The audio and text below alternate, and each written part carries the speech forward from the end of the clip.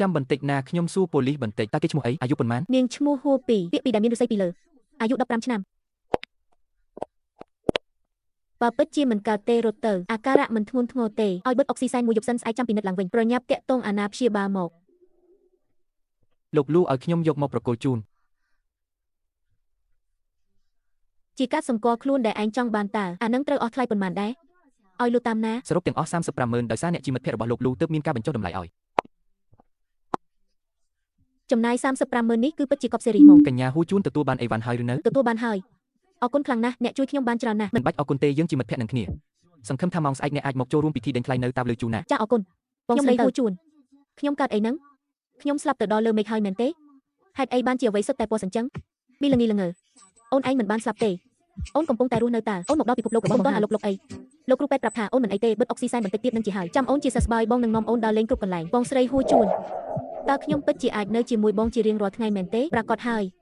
ទៅថ្ងៃមុខជារៀងរាល់ថ្ងៃគឺសុទ្ធតែអាចប៉ុន្តែហួពីអូនប្រាប់បងមកមើលតើកាលពីយប់មិញមានរឿងអីកើតឡើងឲ្យប្រាកដចាប់តាំងពីវ៉ាន់ហ្វូរ៉ុងនាំមនុស្សមកវាកំទេចហាងអាហារតូចនោះមកខ្ញុំតែងតែព្រួយបារម្ភថាពួកគេនឹងបញ្ជូនមនុស្សមកបង្កកំហុសម្ដងទៀតយប់មិញខ្ញុំក៏មកពិនិត្យហាងដូចសពមួយដងក៏ស្រាប់តែឃើញហាងអាហារឆាបឆេះតែម្ដងមនុស្សដែលខ្ញុំបារម្ភបំផុតគឺបងស្រីហួជួនខ្ញុំមិនចង់ឲ្យបងស្រីកើតរឿងអីទេជុំវិញនោះគ្មានទឹកទេខ្ញុំមានតែដោះអាវក្រៅមកវាពន្លត់ភ្លើងរហូតអូនឯងល្ងងមែនបងនៅពិភពលោកផ្សេងមិនប៉ះពាល់អីឡើយ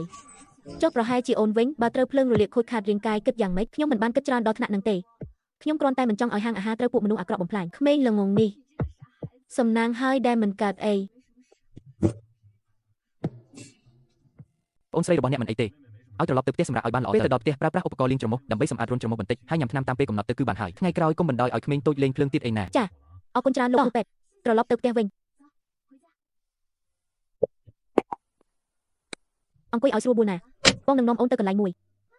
មិនអីទេព្រមសាក់បន្តិចគឺបានហើយនៅលើនឹងអាចរស់នៅបានដែរហ៎រស់នៅបានតាអាគារមួយអាចរស់នៅបានរាប់រយគ្រួសារនោះត្រូវគេឃុំនៅក្នុងប្រអប់តូចបែបនេះមិនបុកជាមួយប្រអប់តូចផ្សេងទៀតទេអីបងស្រីមួយឈុតនេះស្អាតអត់ស្អាតខ្លាំងណាស់ត្រូវម៉ៃឆ្មងគួរជួនហេតុអីបានជាឯងមកទីនេះដែរខ្ញុំដឹងថាឯងខឹងនឹងខ្ញុំហើយតែងតែចង់ចាញ់ឈ្នះជាមួយខ្ញុំរហូតប៉ុន្តែទីនេះមិនមែនជាកន្លែងដែលឯងគួរមកទេឯងប្រញាប់ចេញទៅវិញទៅហេតុអីបានជាខ្ញុំមិនអាចមកទីនេះអ្នកដែលមកទីនេះសុទ្ធតែជាអ្នកមានជាន់ខ្ពស់ខ្ញុំខ្លាចឯងមកធ្វើឲ្យគេសើចចំអករឿងពីមុនខ្ញុំមិនប្រកាន់ទោសអូដំណើរទៀតទេឯងក៏កុំយកមកទុកក្នុងចិត្តអីអូខេទេមិនប្រកាន់ទោសចាំបាច់អីមកនិយាយនៅមុខមនុស្សច្រើនយ៉ាងនេះជប់លើកដំកើងខ្លួនឯងទៀតទៅខ្ញុំមកទីនេះគឺមិនពាក់ព័ន្ធស្អីនឹងឯងបន្តិចសោះសានឯងមកដល់ហើយមិនក៏មិនចូលទៅខាងក្នុងមកទៅនេះជាមិត្តភក្តិឯងមែនទេបងលីងអ៊ីចាំខ្ញុំណែនាំឲ្យស្គាល់ណានេះជាហួជួនជាមិត្តរួមថ្នាក់វិទ្យាល័យរបស់ខ្ញុំឯនេះជាបងស្រីជីដូនមួយរបស់លោកចៅឈ្មោះសឹមលីងអ៊ីអូគឺជានារីដែលឯងនិយាយថាស្លៀកឈុតសូត្រហ្វុកហ្វាងដែលមិនដឹងប្រភពច្បាស់លាស់នឹងមែនទេ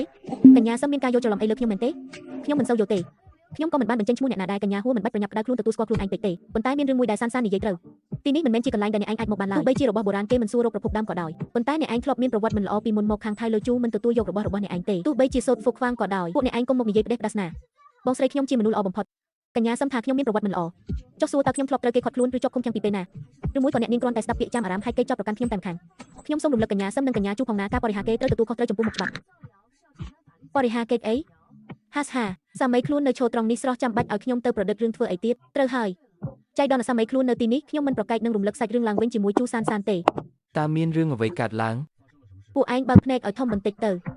កុំចេះតែលេងមនុស្សផ្ដេសផ្ដាស់ចូលឲ្យសោះបើមានរឿងអីកើតឡើងពួកឯងត្រូវទទួលខុសត្រូវជំរាបសួរអ្នកនាងមិនជ្រាបថាអ្នកនាងមានលិខិតអញ្ជើញទេកញ្ញាហួរលិខិតអញ្ជើញរបស់អ្នកនាងត្រឹមត្រូវណាស់អញ្ជើញចូលខាងក្នុងឈប់សិន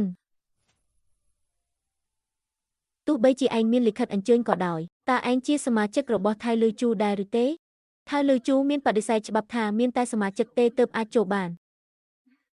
ចុះពួកអ្នកនាងចង់យ៉ាងម៉េចចង់ឲ្យខ្ញុំចុះឈ្មោះធ្វើសមាជិកឥឡូវមើលកាត់សមាជិកមិនមែននរណាចង់ធ្វើក៏ធ្វើបានស្រួលនោះទេអញ្ចឹងលិខិតអញ្ជើញដែលលោកលូប្រកល់ឲ្យខ្ញុំស្មើនឹងក្រដាស់ភាគលាបមួយក៏ជាមិនមែនទេប៉ុន្តែដើម្បីប្រយោជន៍របស់សមាជិកដទៃ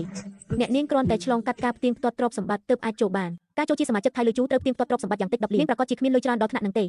តាចាស់ណាដែលចិញ្ចឹមប្រពន្ធចង់សុខចិត្តឲ្យលុយនាងដល់10លាននោះបើអ្នកនាងគ្មានលុយ10លានទេសូមទោសផងអ្នកនាងគ្មានសិទ្ធិចូលទៅខាងក្នុងឡើយអូនេះជាអាកប្បកិរិយារបស់ថៃលុយជូនឹងជួយប្រាប់កញ្ញាសឹមនិងលោកនឹងថាត្រឹមផ្ទៀងផ្ទាត់ទ្រព្យសម្បត្តិអាចដេញនាងចេញបានពួកយើងមិនបាច់ខាតសម្ដីនិយាយច្រើនអញ្ចឹងទេកញ្ញាហួរសូមមេត្តាម្ដងទៀតសិន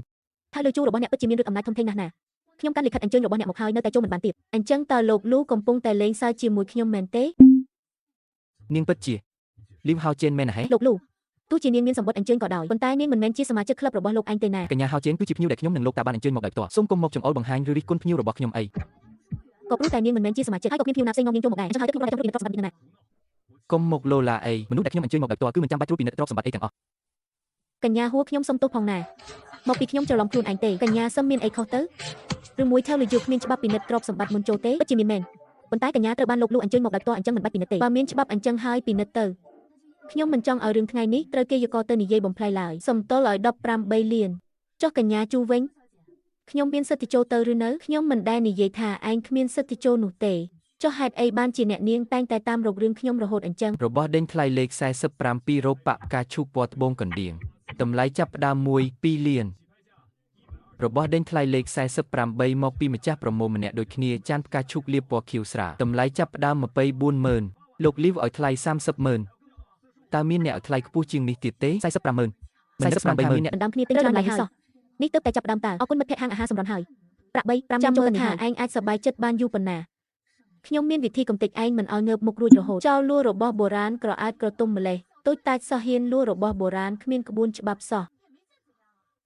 កញ្ញាហួរលីថារូបរបស់អ្នកនាងគ្មានប្រភពច្បាស់លាស់ទេតើអាចបកស្រាយចំពោះមុខឡាយផ្ទាល់បន្តិចបានទេ ខ្ញុំមិនគិតថាខ្ញុំចាំបាច់ត្រូវបកស្រាយបញ្ជាក់ភាពស្អាតស្អំខ្លួនឯងទេអ្នកណាគិតថាខ្ញុំមានទោសអាចទៅប្តឹងប៉ូលីសបានរឿងពីមុនរបស់ហួរខ្ញុំមិនចង់ប្រកាន់ទោសអីទេប៉ុន្តែអ្នកនាងមិនគួរបោកប្រាស់អ្នករាល់គ្នាឡើយគួរតែប្រាប់ប្រភពរោគនឹងចាននេះឲ្យច្បាស់ កញ្ញាជូមានន័យថារឿងកញ្ញាហួរលួចរបស់គេគឺជាការពិតមែនទេ ខ្ញុំមិនចង់លាក់បាំងទៀតទេនាងពិតជាបានលួចខ្សែខ្ញុំមែនខ្ញុំមានសាក្សីចៃដន្យណាស់អ្នកនាងមានសាក្សីខ្ញុំក៏មានដែរបើកាលនោះខ្ញុំពិតជាបានលួចខ្សែអ្នកនាងមែនខ្ញុំសុខចិត្តលុតជង្គង់សំពះសុំទោសអ្នកនាងឥឡូវនេះភ្លាមចុះបើគ្មានវិញបើគ្រាន់តែជាការយកច្រឡំខ្ញុំសុខចិត្តសុំទោសអ្នកនាងវិញច្រើនឆ្នាំមកនេះខ្ញុំត្រូវរ៉ាប់រងឈ្មោះជាចោររហូតគ្រាន់តែសុំទោសធម្មតារួចខ្លួនអញ្ចឹងហេ កញ្ញាហួរសុខចិត្តលុតជង្គង់សំទោសចុះដើម្បីឲ្យមានស្មារតីគ្នាបើកញ្ញាហួរគ្មានបញ្ហាទេកញ្ញាជូត្រូវលុតជង្គង់សំពះ3ដងរួចថតវីដេអូសំទោសបង្ហោះលើកណ្ដីបណ្ដាញសង្គមទាំងអស់របស់អ្នកនាង បានព្រមរឿងកាលពីប៉ុន្មានឆ្នាំមុនពិតជាពិបាករកភស្តុតាងមែន ប៉ុន្តែអ្នកនាងជូរឿងកាលពីប៉ុន្មានថ្ងៃមុននេះខ្លាចថាអ្នកនាងត្រូវតែនិយាយឲ្យច្បាស់ហើយណារឿងប៉ុន្មានថ្ងៃមុន ខ្សែរណវត្ថុរបស់អ្នកនាងជូបាត់អស់ប៉ុន្មានគ្រាប់អ្នកនាងនៅចាំទេ រឿងនេះហេតុអីបានជាលូចៅដឹងទៅវិញគ្មានអ្នកណាដឹងទេថាត្បូងនៅលើខ្សែនោះមានប៉ុន្មានគ្រាប់ឲ្យប្រកាសតែលោកលូនិយាយចំនួនត្រូវបេះបិទ អ្នកនាងជូរឹងតឹងមិនព្រមប្រកល់វាចេញមកមែនទេខ្ញុំមិនយល់ថាលោកកំពុងនិយាយពីអីទេ ត្បូងអីទៅនោះមិនមែនរកឃើញអស់ហើយទេហេ ចង់ឲ្យខ្ញុំបញ្ចេញភស្តុតាងដែរមែន លោ ទេ កលូមិនមែនជាមនុស្សដែលងាយនឹងគាត់ថាមានភស្តុតាងគឺច្បាស់ជាមានលោកលូឪពុករបស់ខ្ញុំនិងលោកក៏ធ្លាប់មានទំនាក់ទំនងរកស៊ីជាមួយគ្នាដែរតើជាចង់ឆ្លោះជាមួយត្រកូលជូព្រោះតែស្រីគ្មានខ្សែស្រឡាយម្នាក់នេះ អ្នកនាងជូនេះខ្ញុំកំពុងជួយអ្នកនាងប្រហែលជាមិនទាន់ដឹងពីតម្លៃពិតប្រាកដនៃត្បូងរតនវត្ថុនោះទេមើលទៅ ហួរខ្ញុំពិតជារើសបានត្បូង2 3គ្រាប់មែនខ្ញុំស្មានតែវាជ្រុះចេញពីរោគរបស់ខ្ញុំតើពេលរើសបានខ្ញុំក៏ទុកវាភ្លាមទៅមិនបានមើលឲ្យច្បាស់ទេស្អែកខ្ញុំនឹងយកទៅសោះអ្នកនាងវិញភ្លាមចំណែកឯរឿងពីមុនខ្ញុំសុំទោសអ្នកនាងផងណាខ្ញុំមិនគួរជឿតាមសម្ដីញុះញង់របស់គេហើយគិតថាអ្នកនាងលួចខ្សែរបស់ខ្ញុំឡើយគឺខ្ញុំយកច្រឡំខ្លួនឯងទេគ្រាន់តែប៉ុណ្ណឹងរួចខ្លួនអេកាលពីអំបញ្ញមិញអ្នកនាងមិនបាននិយាយអញ្ចឹងទេតើគឺត្រូវតែលុតជង្គង់ចោះខ្ញុំសុំទោសណាហួរខ្ញុំមិនគួរយកច្រឡំថាអ្នកនាងលួចរបស់គេទ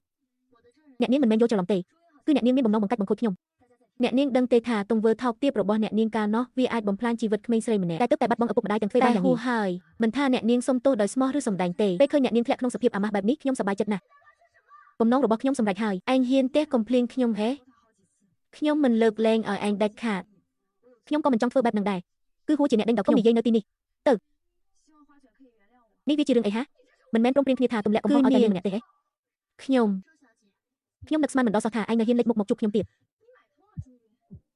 ហេតុអីខ្ញុំមិនហ៊ានកុំភ្លេចណាការដែលឯងទះខ្ញុំមួយកំភ្លៀងនោះខ្ញុំមិនទាន់បានសងវិញផងអញ្ចឹងថ្ងៃនេះឯងមកដើម្បីគិតបញ្ជីរឿងមួយកំភ្លៀងនោះមែនទេមិនត្រឹមតែប៉ុណ្្នឹងទេថ្ងៃនេះខ្ញុំនឹងធ្វើឲ្យឯងបាក់មុខតិចគ្មានសល់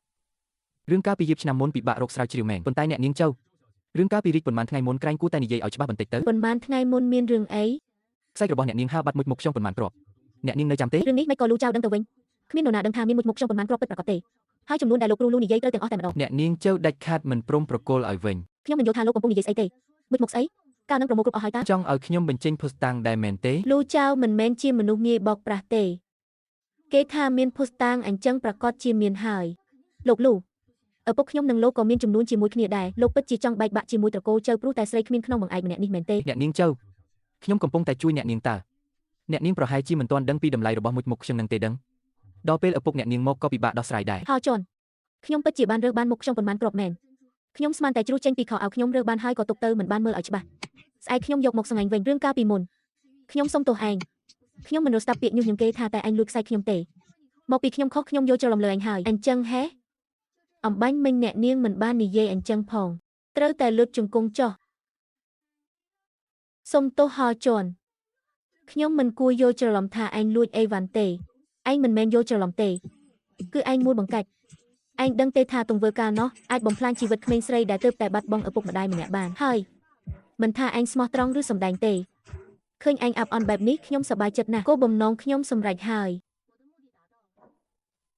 ខ្ញុំក៏មិនចង់ដែរគឺហោជន់មកប្រាប់ខ្ញុំថាកុំមកនិយាយនៅទីនេះនេះវាយ៉ាងម៉េចហ្នឹងក្រែងព្រមព្រៀងថាស្ដីបន្ទោសតែនាងម្នាក់តើហោជន់នាងខ្ញុំនឹកស្មានមិនដល់ថាឯងនៅហ៊ានមកបង្ហាញមុខខ្ញុំទៀតមិនក៏ខ្ញុំមិនហ៊ានឯងកុំភ្លេចឲ្យសោះមួយកុំភ្លៀងដែលឯងទះខ្ញុំមិនទាន់សងសឹកវិញផងអញ្ចឹងថ្ងៃនេះឯងមកទាជំពាក់មួយកុំភ្លៀងនឹងមែនទេមិនត្រឹមតែប៉ុណ្្នឹងទេថ្ងៃនេះខ្ញុំដាច់ខាតត្រូវតែធ្វើឲ្យឯងអាម៉ាស់មុខឲ្យអស់បើអញ្ចឹងមែនខ្ញុំទូនមានឲ្យឯងគិតច្បាស់សិនទៅល្អជាងប្រយ័ត្នគេប្រៀបដូចជាកាំភ្លើងប្រើប្រាស់រួចធ្វើឲ្យខ្លួនឯងជាប់គុកឯងកុំមកបំភ័យខ្ញុំឯងស្មានឯងជានរណាចង់មកតាំងជាមួយចៅសានហេទៅឆ្លុះកញ្ចក់មើលខ្លួនឯងសិនទៅដេញថ្លៃឆ្នាំ2013មកចូលខ្ទាស់ឲ្យរូបកណ្ដុបដាំត្បូងថ្លៃ75,100,000ឆ្នាំ2019ដេញថ្លៃប្រអប់ប្រអប់ហើយនឹងចូលសក់រូបមេអំបៅដេញថ្លៃបាន44,000ចុះយ៉ាងម៉េចឯងទីមើលខ្សែត្បូងតាមរូបមេអំបៅដាំមួយមុខរបស់ខ្ញុំតម្លៃប៉ុន្មានដែរឯងកុំមកបំភ័យខ្ញុំគ្រាន់តែជារោមស័ព្ទប៉ុន្មានសន្លឹកមានតម្លៃប៉ុន្មានទៅរោមស័ព្ទនេះមិនមែនជារោមស័ព្ទធម្មតាទេនេះជាសិល្បៈដាំរោមស័ព្ទយ៉ាងខៃជាសិប្បកម្មស្មុគស្មាញបំផុតខាងក្នុងមានអ្នកជំនាញច្រើនណាស់តោះចូលទៅជាមួយខ្ញុំជួយសួរឲ្យថាឯងត្រូវសងប៉ុន្មានទេមិនបាច់ទេកាលនឹងខ្ញុំស្មានតែរបស់ខ្លាំងខ្លាយបើដឹងថាជារបស់ពិតខ្ញុំមិនធ្វើអញ្ចឹងទេតម្លៃខ្សែគឺនៅត្រង់នឹងស្រាប់លុយនេះឯងជាអ្នកសងដោយខ្លួនឯងឬឲ្យចៅសានសងជំនួសយ៉ាងណាក៏ឯងធ្វើដំចេញមុខជំនួសនាងដែរសាននឹងជួយខ្ញុំឯងទេទៅសួរនាងមើលទៅអាឡូសានលើកមុនខ្ញុំធ្វើឲ្យខ្សែហោជន់ខូចទៅជាថ្លៃមិនតិចទេដល់ពេលណាហើយនាងមកនិយាយនឹងធ្វើអីខ្សែមួយខ្សែថ្លៃដល់ណាទៅនាងរកវិធីដោះស្រាយដល់ខ្លួនឯងទៅរឿងថ្ងៃនេះនាងហាមធ្វើឲ្យខូចការដាច់ខាតប៉ុន្តែអាឡូនាងហ៊ានណាព្រោះតែលុយបន្តិចបន្តួចនឹងធ្វើឲ្យខូចគេឈ្មោះខ្ញុំអស់នាងមានសិទ្ធិថោកទាបខ្ញុំមិនលើកលែងឲ្យនាងទេស្អីគេលុយបន្តិចបន្តួចនាងជួយចេញជំនួសខ្ញុំមែនទេហេតុអីខ្ញុំត្រូវចេញជំនួសនាងមកពីនាងល្ងងដូចជ្រូកទៅធ្វើឲ្យខូចខ្សែគេ你竟然为了那点钱把我的名声全部毁了，你个贱人！我不会放过你的。什么叫那点钱？你帮我出吗？